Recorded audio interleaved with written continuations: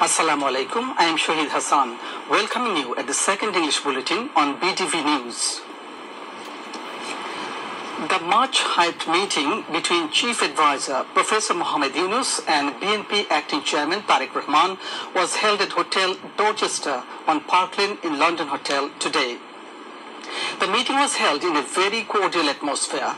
BNP Standing Committee member Amir Khusro Mahmood Chaudhry and BNP Acting Chairman's International Affairs Advisor Humayun Kabir were present at the meeting. Later, Security Advisor Dr. Khalilur Rahman and Amir Khusro Mahmood Chaudhry jointly briefed the journalist.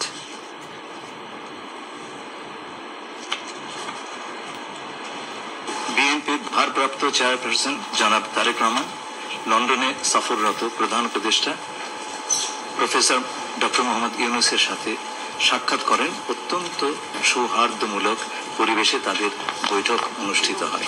জনাব তারেক রহমান প্রধান উপদেষ্টার কাছে আগামী বছরের রমজানের